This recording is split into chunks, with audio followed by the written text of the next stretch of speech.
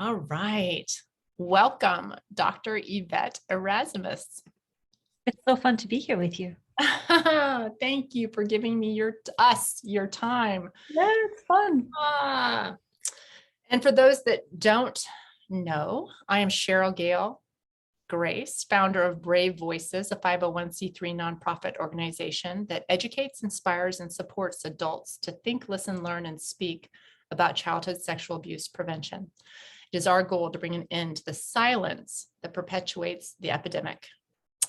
I want to just give a little taste of who Yvette is. People all over the world are longing for deep, life-affirming change. The transformation starts with you. Yvette's passion is to help you have healthy, enlivening, and satisfying relationships with yourself and others. She helps us understand ourselves and others more deeply and shows us how to transform blame and shame into compassion and healing so that we can live our deepest values with confidence, clarity, and from our deeply loving and strong inner spirit. Yvette's unique background as a global citizen with a master's degree in education and a doctorate in clinical psychology makes her uniquely able to help us bridge the gaps between our heart, head, body, and soul, and between our deepest intentions of what actually comes across to the people in our lives. And I can tell you for one that this breaks down in my life often. My intentions are not necessarily what others experience. So this is taking me a lot of practice ongoing with Yvette and other work with nonviolent communication. So it's a practice. This is a practice. Yvette, as a teacher, writer, psychologist, and consultant, she integrates core insights from multiple wisdom traditions and offers various programs for community learning as well as one-on-one consulting and therapy. Her work is both trauma aware and developmentally informed. And I, for one, can say that I've participated in one-on-one, the conversations of the heart, and her classes, and have learned so much from all that I've participated in. Just a little bit about who Yvette is as a human being and where she came from. Yvette grew up living in the spaces between cultures, on the edges, holding opposites, both during apartheid to the white South African parents. Her father worked as a diplomat, upholding governmental policies, while her mother actively protested them. She lived in Malawi, Germany, and Beverly Hills, and returned to South Africa annually to visit her family. She was trained in etiquette, good manners, compliance, and being a good girl. At the same time, she was encouraged to question the status quo, change the system, and fight for universal human rights. But Yvette quickly learned that rules for right and wrong behavior depended on whose perspective you took and which culture you inhabited. Yvette was focused on fitting into other people's needs, beliefs, cultural norms, and rules. She eventually realized that belonging everywhere also meant belonging nowhere. Disconnected from her feelings, needs, and inner knowings, she was increasingly out of touch with the very things that she needed for her own strength and clarity. She's been searching for what's at the essence of being human, and what it takes for us to live in peace together without losing our individuality. That's a big ask right there. Yvette's longing for connection, belonging, safety, and understanding led her to dive into the teachings of wisdom from multiple psychological,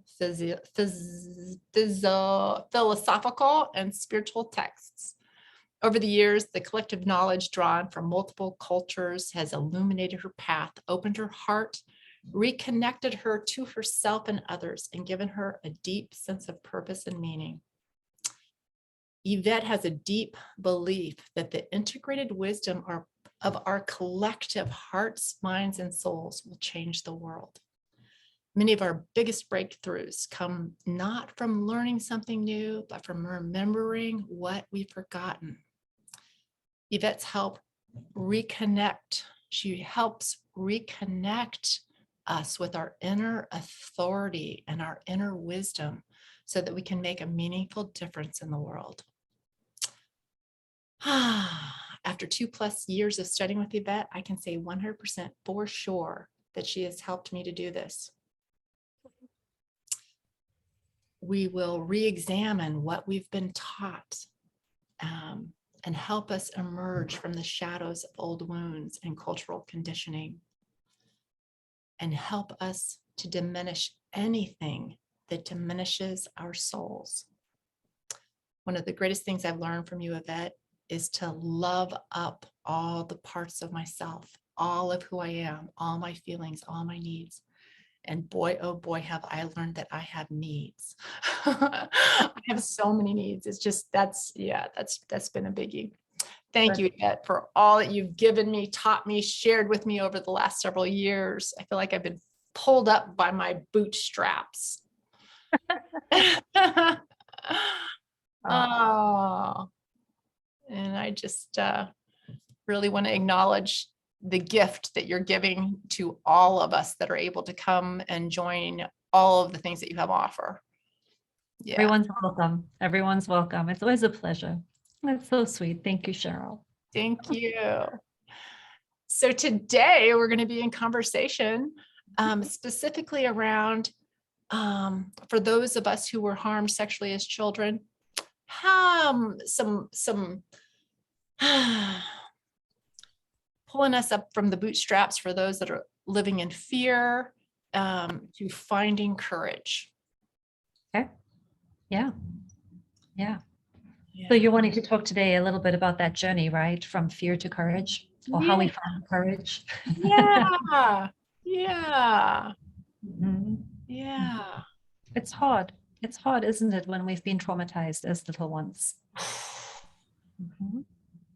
Yeah, especially, I mean, depending upon when that kind of trauma happens, early on, we, if it happens to us as children, we think that's normal. Mm-hmm. We don't know.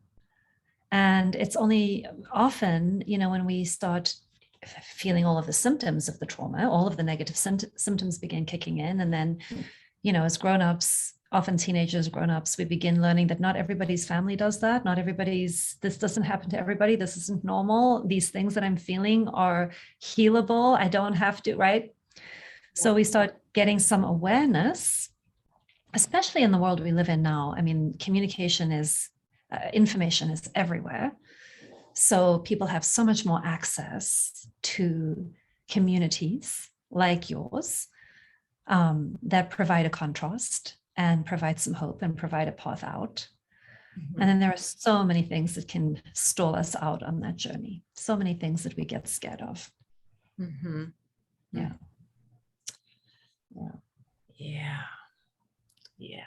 It's I guess a big part of it is sharing our stuckness. The biggest hope for me is that those who have held in to their body and held in their experiences will see through our example that it is okay to share with another what has happened, right? I mean, number one, we have to admit it to ourselves. And number two, share that with someone, get it out of our body, right? And if we're not sharing it, we're storing it, right?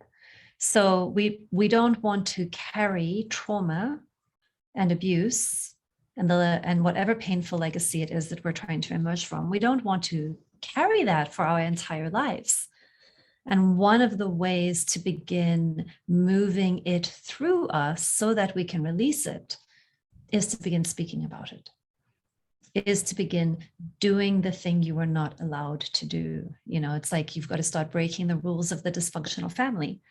And that's incredibly scary. You know, I mean, it's very hard to begin breaking the rules of the dysfunctional family, because the little, you know, child in you would get punished. There would be a lot of consequences. You know, your survival depended on complying with the system. And so, you know, many of us then learn to dissociate, to go into denial, to minimize it, to freeze up, to hide.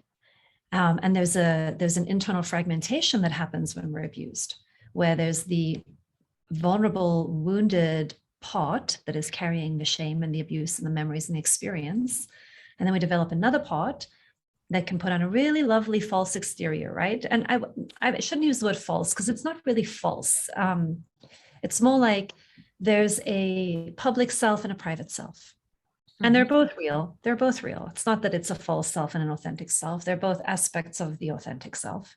But there are the things that we feel okay letting other people know about. And then there are the things that we don't think are okay for people to know about. And the more things we cannot talk about, the more shame we carry. And so if we can't speak about it, we're storing it. And, you know, if there was one thing I could tell people, is like, you do not have to store and carry the things that happened to you. It was not your fault. You did not cause it. You are not responsible for it. You fielded it. You lived through it. You experienced it. You survived it. And now you get to speak about it. And speaking about it in safe communities is an integral part of healing. Yeah. What do you think? Yeah. Does that resonate with you? Not yes. Totally. Yeah. Absolutely. One of the synchronicities of how Brave Voices got going was I was in an empathy group with another, and I shared something that happened to me, and she ended up sharing her experience that she had never shared with another human being. And so that was, you know, I think 30 some years later. And now she's shared it with her husband, who she's married to over 30 years, and her family and her friends. And, you know, my hope is that no one will have to go through life with holding all of that. You just release it. And as a massage therapist of 34 years, a big part of my interest here is, how do we hold, right? So for me, I had TMJ from clenching my jaw and never opening my mouth and never saying what happened or expressing, letting it out. And other people get migraines, all of these physical ailments. And so one of the questions that I ask in the interviews with Brave Voices is, what health challenges do you feel are attributed from the harm that you experienced? And we don't know, but we have an internal guttural knowing. I mean, for me, it was no doubt that the jaw pain was from holding it all in. And once I learned how to talk, and share and get it out of me. Absolutely. Yes. We begin moving it through. I mean, when we're traumatized, it's as if a part of our body freezes up, dissociates, and goes into sort of a suspended animation state. And part of the healing of trauma is being able to reconnect to those parts, and then allow them to begin moving and discharging and flowing again through the body.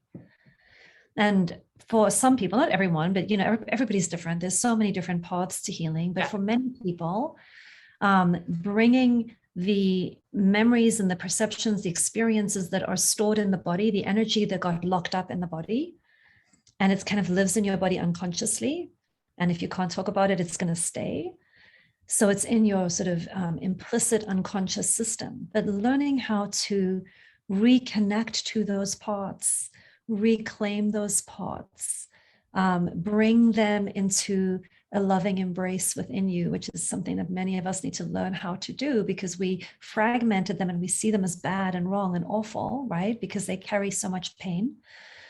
But as we begin to access them and reconnect to them and language them out and turn towards them, all of that locked up energy begins to get released, and it can bring a lot of intensity for people. You know, people get scared sometimes. The amount of emotion can feel flooding and overwhelming, and so it's often really good to work with professionals who can help sort of titrate the flow and the amount so that it's not just re-traumatizing. Mm-hmm. But then we begin giving it language, and giving it language is a way of making the unconscious conscious. And once we're conscious of something again, we can begin to be creative with it. But when we're not conscious of it, or we aren't willing to be in dialogue with it inside of ourselves, it has more power to continue to run us. And then it's almost as if we're being re-traumatized, like we're just suffering through the effects of it and we can't get past it. But once we start reconnecting and giving it language and having ways of speaking about it and talking to other people so that we're not so isolated and alone. I mean, so many abuse survivors think that they are the only ones, or that there's something uniquely terrible, wrong, shameful about them, or that they caused it, or that they're to blame for it. And it becomes very difficult to talk about when you have a history of being gaslit and having things turned on you and being told that it's you. Mm-hmm. So to start undoing that, you know, we start talking, we start bringing it into consciousness.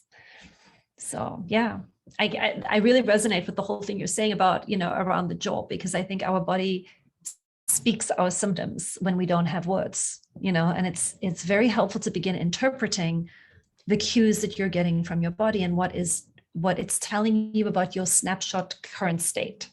Mm-hmm. Mm-hmm. Yeah, super powerful. Yeah. One of the snapshots of where I'm at in my progression, and I've been working on my recovery since my daughter was just a couple months old, and she's turned 40 this year. So that is a lot of life of working through the effects of the harm. But one of the most recent things that I've noticed, and it's been 3 years of noticing this, is that on a date or being with men in some situation, when they reach out to touch me, I don't know if I do this, but that's what I'm catching myself. And I'm a massage therapist at 34 years. I touch, I hug, but my snapshot right now is, wow, Cheryl, how interesting. You can reach out. You can be the one who touches, but wow. And so I'm just in my brain. I haven't done it out loud yet, but we know, name it to tame it. So I've already made the decision that the next time I'm in that situation and catch it, I'm going to say, oh my gosh, I just caught myself. I want you to reach out and touch, or maybe I don't know. Maybe it's going to take some time, but that awareness, right. And just having the language for it, be it with myself. And my next step will be to share that with someone else. Yeah. And what a beautiful illustration of how our heads can say one thing and our bodies can say something different. Yeah. And noticing all of the places where there's that kind of splitting on the inside, where one part of me knows or thinks something and another part of me is reacting, right? There's this push-pull happening. Part of you wants to be in relationship and your body is responding with a withdrawal to an advance. And so it's important to slow down and pay attention to the body and the sensations and the withdrawal, and then finding ways of reconnecting. Like, you want to turn to your body and find out, what are you remembering? When was an advance not safe? And then really updating those parts, like going back in, letting that part of your system tell you more about what happened, witnessing what happened, often doing this with other people, not alone, right? Because we also want to break the isolation of having had to cope and survive alone. Yes. So that's why it's really important to have like support groups and therapists and healers and massage therapists and people who get it. Yes. And you do this in community. Otherwise, it's just a theory in your head. It doesn't become real because it's a relational wound. So it needs a new kind of relationship.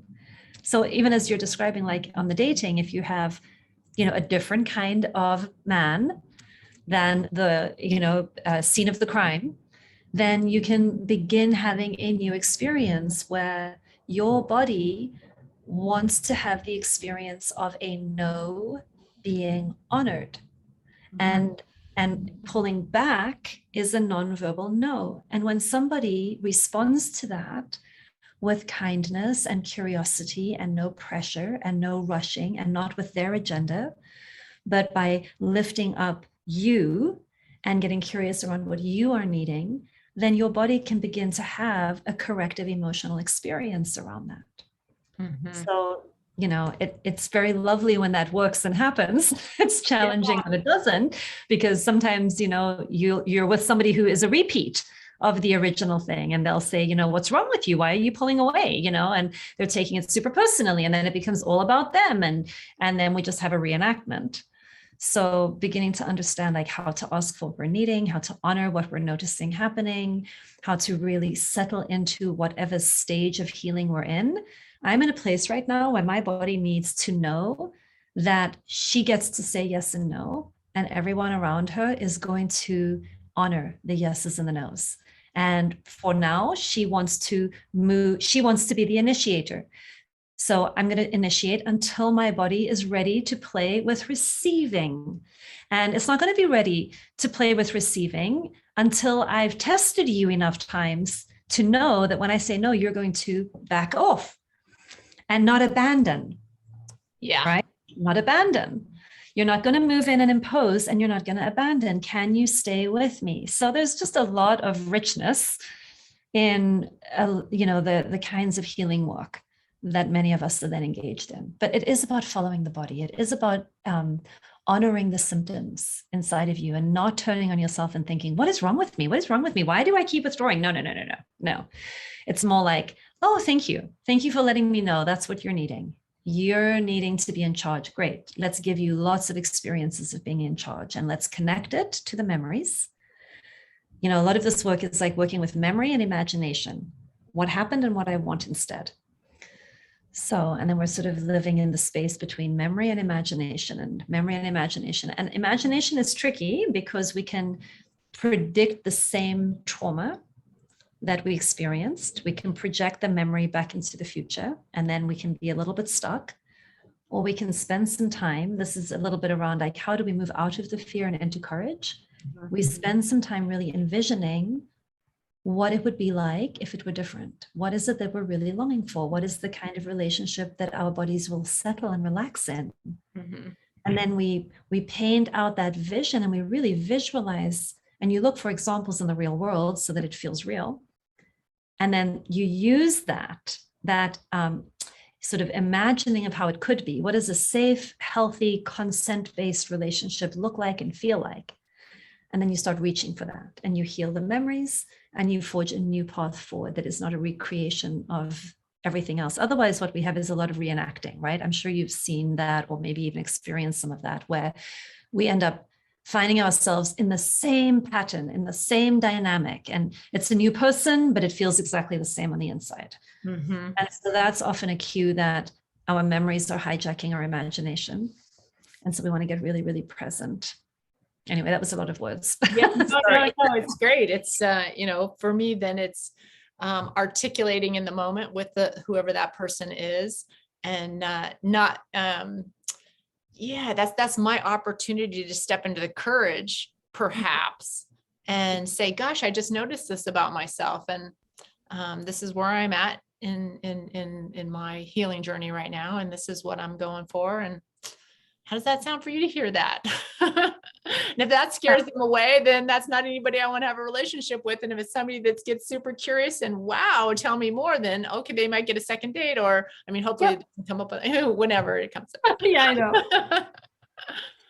Yeah, it can help when we give ourselves permission to need what we need. Yeah.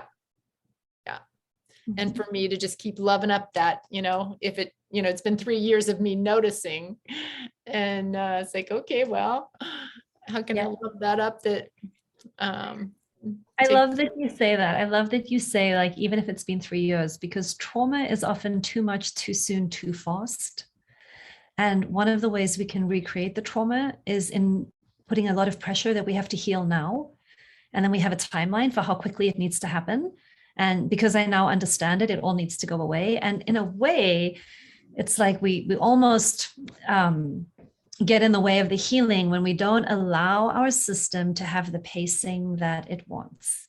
Like really learning to follow your own body, because the trauma had to do with somebody imposing, invading, using, not caring at all for what you and your body needed and wanted, but instead sort of came in and just, used and abused and invaded and imposed. And so when we're healing from that, we also want to watch the ways in which we may have learned to do that to ourselves. Impose and force and invade and work against the body. And so much of this work is about slowing down, getting gentle, and learning to follow the wisdom of our bodies consciously. So I love that you bring that in, that sense of like, yes, I can love that up, and I can take my time, and I can be with myself as is. Yeah.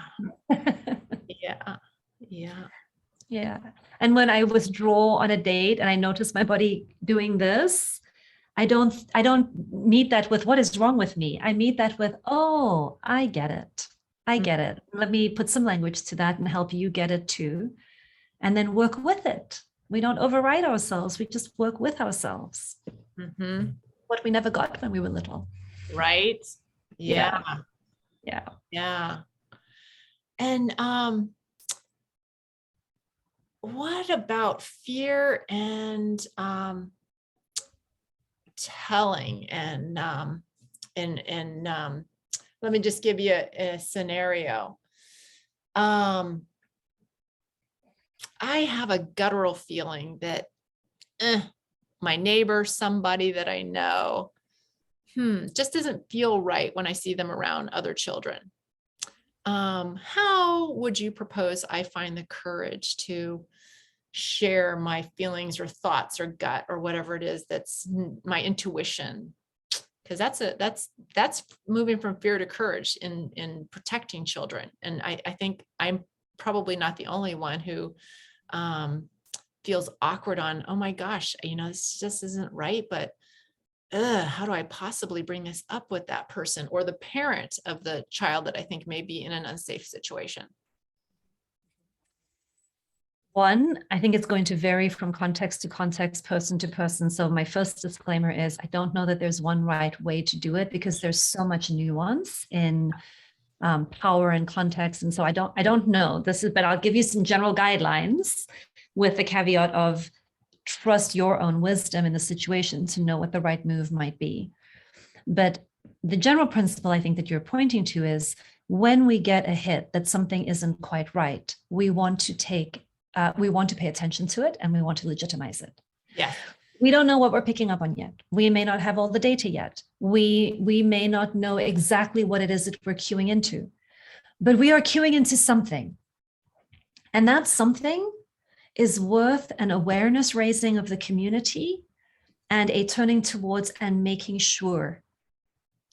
So whatever conversation, gently, and in some cases forcefully, it depends, raises everybody's awareness and invites investigation, curiosity in a non-punitive, non-punishing, non-pathologizing, but deeply, deeply protective way, that would be the direction that I would say is going to generate the most goodness for the most amount of people. And, it can be something as simple as I find the person in every situation, and it's going to be someone. There's going to be someone that I can say, when I notice blah, blah, blah, when I'm around blah, blah, blah, the other day in the parking lot, whatever the moment is, I felt really icky. I don't know why. I feel like I'm picking up on something that I can't quite understand. Do you notice that too? Does that happen to other people as well? Is there something here for us to at least double check and make sure about? Can I just get everybody's awareness raised and eyes on this? If it's nothing, no harm done. Right. But we're not going to pretend we don't know things that we do know. Right. And we're not going to we don't want somebody to be upset so we don't say something. We don't want to falsely whatever. No, all I'm saying is, this is the feeling I'm getting. I want to raise everyone's awareness, and I'd really love some eyes on this, and I'd really like a double check on this. Perfectly legitimate. That's how we keep one another safe. That's how we go to bat for one another. Yeah. That's like, I would much rather be wrong. I would much rather say something and find out that it was innocent than not say something and find out that things were happening. Yeah. So we want to err the other way than the way we do culturally right now. Right now, we're so scared that we might be wrong, and we don't think we know, and we don't have all of the facts and details, so then we don't say anything. And it needs to be the other way around. It's the saying something that will lead to the finding out what is the truth. Yeah. And what we're really after is truth telling. Yes. And after truth telling, what I would like us culturally to be after is healing for all people. Because the people who are perpetrating, the vast majority of them have been victimized and need healing. So we need to be, creating communities where everyone is held with care, and we are interrupting the behaviors that are continuing the cycle of abuse and violence. But we're not going to interrupt them if our way of intervening is also punitive and shaming and blaming. That's just continuing it. Yeah. So, yeah, absolutely. Absolutely. Thank you. That was super helpful. I love the words, and I love the feeling. I know for me, I don't want to make anybody angry. I am hypersensitive, and so I can imagine being called paranoid. But I, for one, am okay if somebody calls me paranoid, because I would rather be labeled paranoid and have a child protected than not. So, yes. And you know what? They're going to call you all kinds of things. Every time that we start speaking out against things that people want to keep hidden or that people want to protect as their little thing, anytime we start telling the truth about things, they'll tell you that you're paranoid, you're angry, you're bitter, you're, creating drama, you're making up shit, you're, they will use a lot of things. And so one of the things you can do with that is just be like, that might be true. Yeah, I might be. And let's find out. Yeah. Let's find out. Yeah. Okay, maybe I am. That would be such a relief. I would be so relieved if this is about me being paranoid and dramatic. Let's find out. Definitely. Yeah. Definitely. All right, I'm going to throw out another scenario. I have a parent of a 7-year-old, and how does she or he move from fear to courage in bringing up the conversation with the child that some people do harm children, and this happens in our communities and in our world, unfortunately, just like we have earthquakes from time to time, and tornadoes, and all of the tsunamis, all of these happen and from time to time. And this happens way more often than that. It actually, I just read a statistic today. There are 75% more children harmed sexually than there are children with different various degrees of cancer, right? I mean, 1 out of 3 girls, 1 out of 5 boys, that's a lot of children being harmed, right? This is not a made up pretend, this is a fact of life. And the premise of Brave Voices is that we as adults are responsible for protecting our children. And the premise is that if they hear us speaking with other adults, they're going to know, wow, okay, this is a subject I can talk about. This is okay to ask questions. This is, mom and dad's got my back. But what I find for a lot of people is, they don't want to talk about it, so, help with that a little bit. Yeah. Okay. Yeah. So you want to be really cognizant of your child's developmental age, and you're going to do this in a way that is calibrated for their developmental age. And you also don't want to be putting a whole bunch of images in their heads of scary things that haven't happened or that they don't know about. We're not like traumatizing them through too much information too early either. But the ways that you can begin, what you're really wanting to do is create a climate, a culture in the family that is based on a few things that break the rules of dysfunctional systems. So one is no secrets. Okay. It's you can talk to kids without going into any sexual detail or any scary scenarios. You can talk to your kids about how secret keeping makes us sick. And so we don't keep secrets in our family. Now, if you're in a dysfunctional family, that can be misunderstood as like you don't get privacy. So we could talk a little bit about the difference between secrecy and privacy and boundaries, because sometimes people will use the secrecy thing, but let's put that on hold for a moment. So in a healthy family, okay, in a healthy family, we don't keep secrets. And if anything ever happens to you, my darling, that you feel like you are scared to tell me, it's really, really, really important for you to tell me that. Because my job is to keep you safe and to help you. And sometimes grown-ups, teachers, people you trust, people you don't know, they're going to give you a different message. They're going to ask you to protect them, ask you to keep a secret, do something special. And then, you can use that kind of language. And then they're going to tell you, don't tell your mom and dad. And if anything like that happens, or your mom and mom, or your dad and dad, your parents, whomever, right? If anything like that ever happens, I want you to know it's really, really important to come and tell me. And we're going to find a way through that, because that's scary and that's not good. So you begin creating a culture in which your kids can tell you things. There's transparency. You're checking in around things. The other thing, so one, you're going to teach them about secrets and alliance forming, okay, without going into sexual content if they're too young. The other thing you're going to do is you're going to train your kids to pay attention to the cues in their body, and you're going to validate, validate, validate, validate. If your child does not want to eat something because it makes their tummy feel sick, you don't make them eat it. That's right. Okay. If your child is not tired and doesn't want to lie down, doesn't want to be made to go to sleep because their body isn't tired, you find a different way of resting. So you teach your children to work with their bodies, to cue into the cues that they're getting, to name their sensations, to give language to their feelings, to connect to their needs, and to trust their inner being.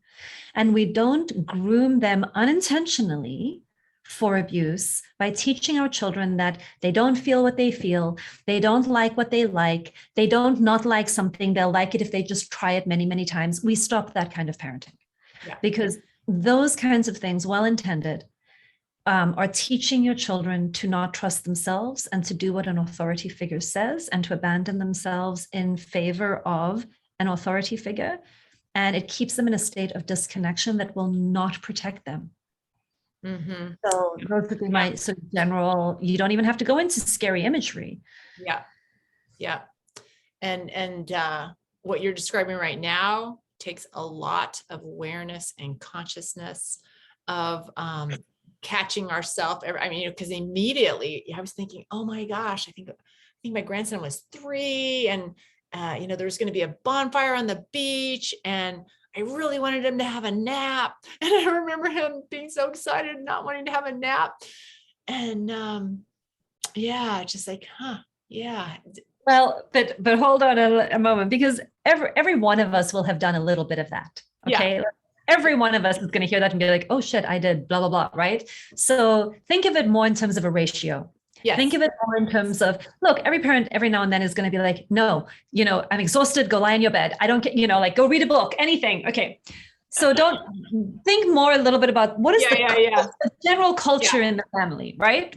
That's really what you're going for. You're going for the percentage of times, not there was a time once. That's not going to be very much. Yeah, I know. But it's and I'm also thinking about a time when he fell snow skiing, and his father picked him up and keep going, and so that I know, and it broke my heart, because I would have loved just, wow, that's scary. And, let's shake it off or something. But I think that's another way that we as a culture repeatedly don't have acknowledge in myself as a child. Oh my gosh, all the feelings that, teased or shamed, give me a cry pie.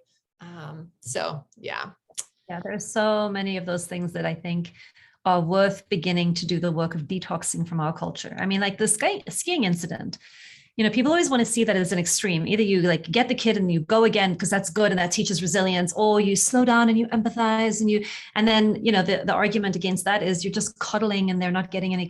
Well, both are right. You kind of need both. If somebody falls down, you want to give them the skills to be like, whoo, shake it out, discharge the stress from the system, and let's go again. Like work on the competence. You can afford to be uncomfortable. Being uncomfortable is kind of you want to teach your kids to enjoy that. It means you're growing and learning and stretching and getting stronger, and discomfort is not something to be avoided. But we also don't want our children overriding their feelings and not being connected to their feelings. But we don't want them so connected to their feelings that they become slaves to their feelings and comfort junkies. Like the only thing I ever wanted to, don't make me feel bad. Like we don't want that either. Yeah. So there's a really healthy middle between like tracking and knowing how you feel and caring about how you feel, but not being controlled by how you feel. Definitely. And this segues right into what I believe is one of the biggest steps from moving from fear to courage is sitting in the discomfort. Yes. Right? I mean, that's a step. I don't know that could not be a step of moving from fear to courage, right? I think activating courage is inherently uncomfortable. If you're uncomfortable, it's probably going to be more courageous. Okay, there are different kinds of discomfort. We probably need more words for all the different qualities of discomfort and how is this the kind of discomfort that I need to slow down and pay attention to because it's wisdom to move away from something?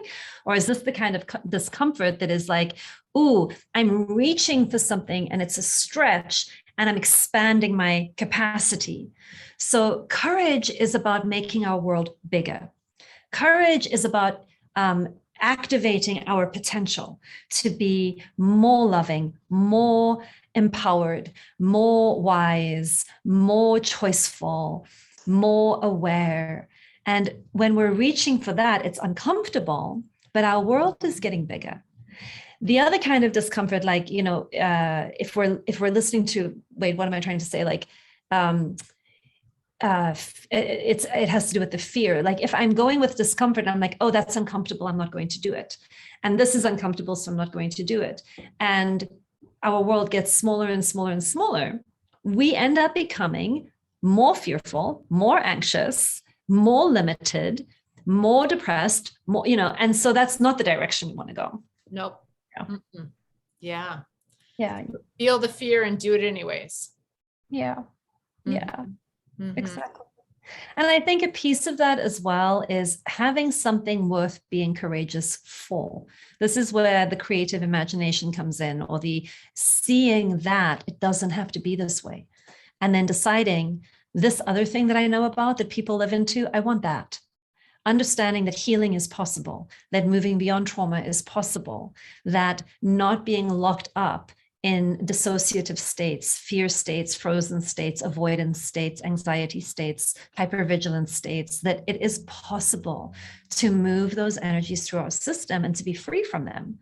And knowing that, seeing that, hearing the stories of people who have done that is part of where our courage comes from. If we don't know it's possible, why would we know that there's something worth being courageous for? Awesome. And that's what Brave Voices is all about. Exactly. You speak, listen, learn, and connect. So we are giving examples of the brave voices who have come before us, yes, so that we can learn and we can see this. I love that. This is accomplishable. Yeah. Yes. Yeah. That's how you inspire and encourage each other. Yeah.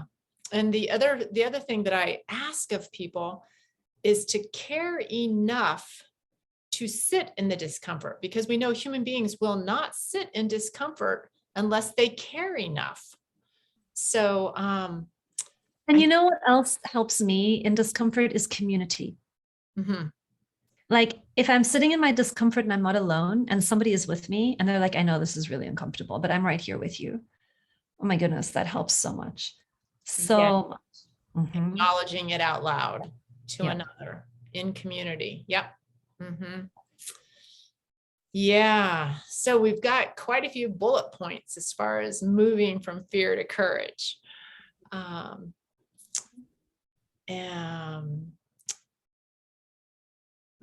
is there anything else that you want to add to the conversation that we have not?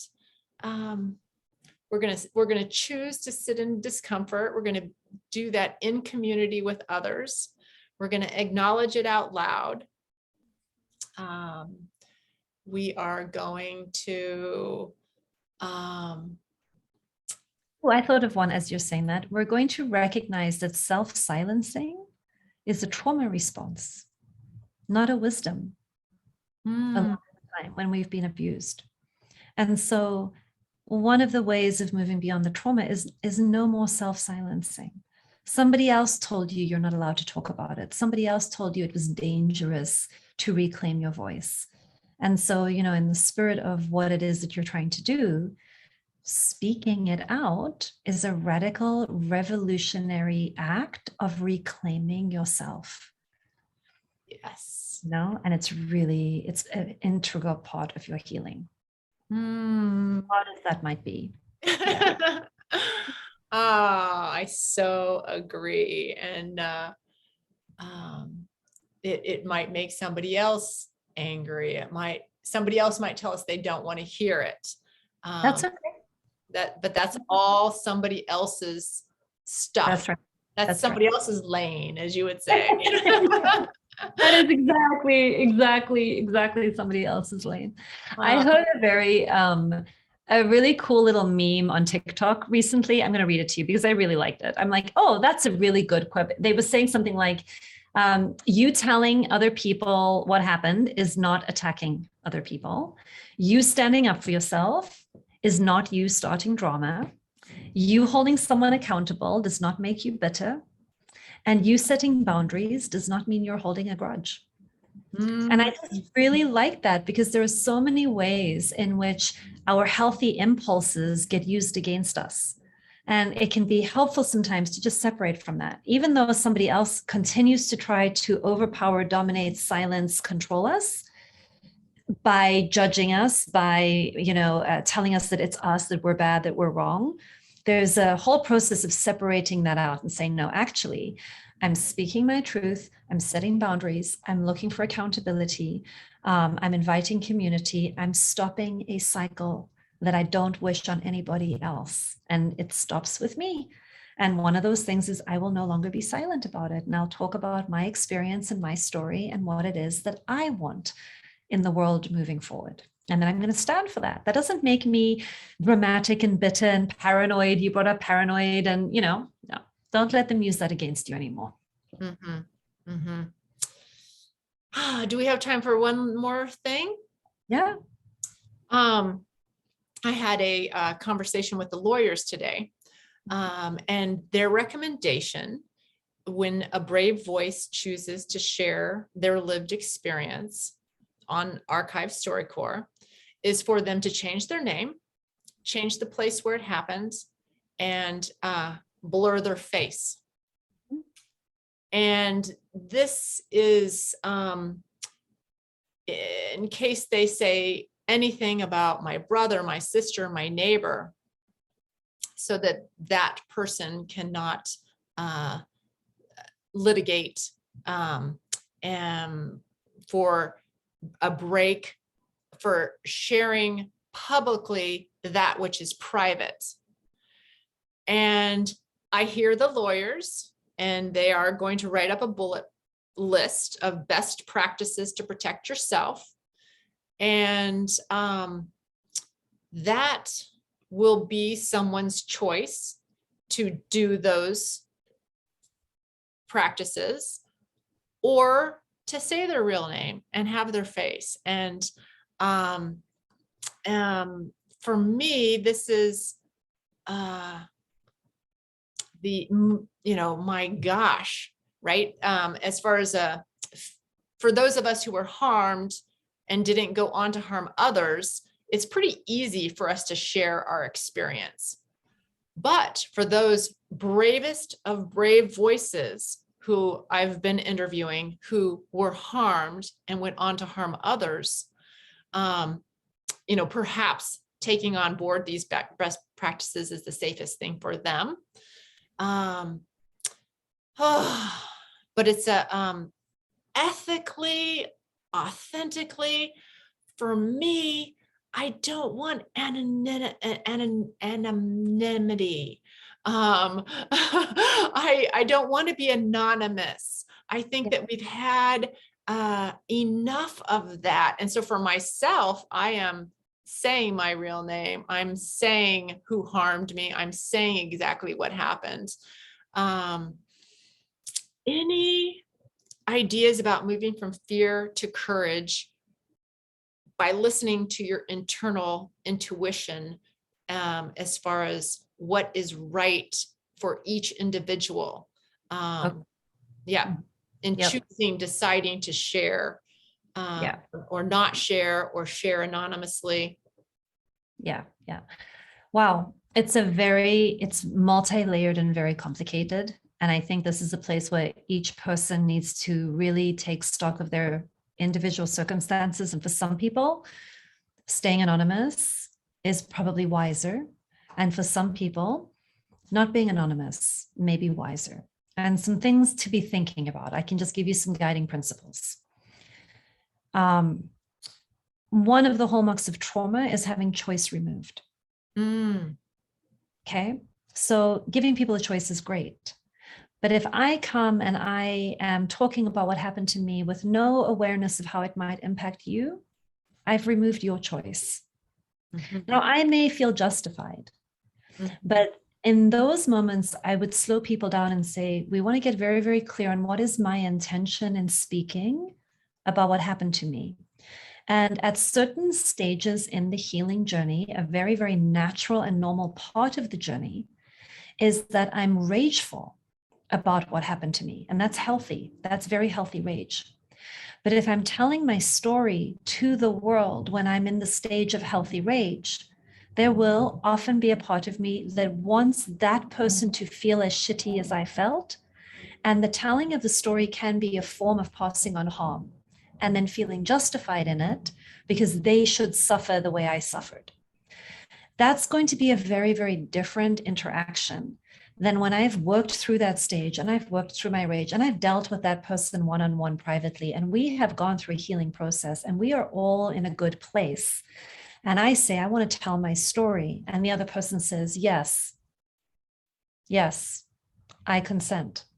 Mm-hmm. That's very honoring. And then I would say, if those are the conditions, given that nobody else is being harmed inadvertently, and I'm not telling my story in order to get back at someone or to harm someone back or to make a point that is passing on harm of some kind, that in those situations, I think it's really, really important to not be anonymous and to be willing to be seen and to have transparency, and for us to begin creating cultures where we can mess up, we can do things unaware, we can pass things on, and we can talk about it, and we can heal, and we can get to a new place.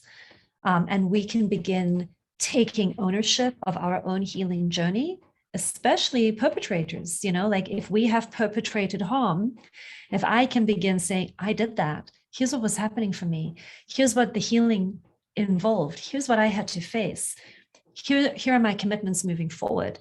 That is like high octane healing. Those are high octane stories.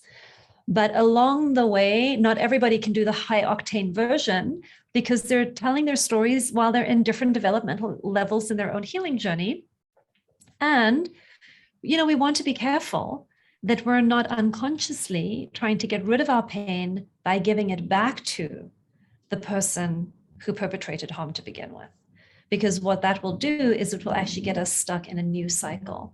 And, there's some wisdom around we are embedded in systems of justice that are punitive. Mm-hmm. We're not telling the stories in systems of justice that are restorative. Right. If our systems of justice were restorative, we wouldn't need to protect ourselves and others with anonymity. But because these systems of justice are so punitive, we don't want to participate in more harm making. And so there's some wisdom in being thoughtful. Yeah. Those are my off the top of my head thoughts. What do you think about that? So important. Thank you. Yeah. Thank you for articulating that. That's beautiful. And I think that's going to help a lot of people in their decision process of where they're at and how they want to go about doing it. Yeah. Check with your intention. Check with your intention. Tell the story with care for both people. Privileged truth telling. We're not hiding. We're not enabling. We're not trying to protect people from accountability. But telling a story in a public forum might not be the best way to hold someone accountable. There might be more powerful ways that are less harming to still have the accountability. And it might be. So again, every situation, look at all of the different, variables and make the wisest decision you can. Mm-hmm. Thank you, Yvette. Welcome. Lots and lots to digest. Well, it's so, I love the work you're doing. I love the work you're doing. I love the idea of having forums for speaking, for being heard, for storytelling, for normalizing, for building community. I love what you're doing. So I hope everything just like mushrooms. Mushrooms through baby steps. Yes. Gratitude. Thank you so much. It's my pleasure. Thank you. Thank you. And on this website will be links to conversations with from our hearts and all of your resources. So yeah. People are always welcome. Thank you. Hopefully you'll see some brave voices in your Wednesday morning class. All right. Thanks so much.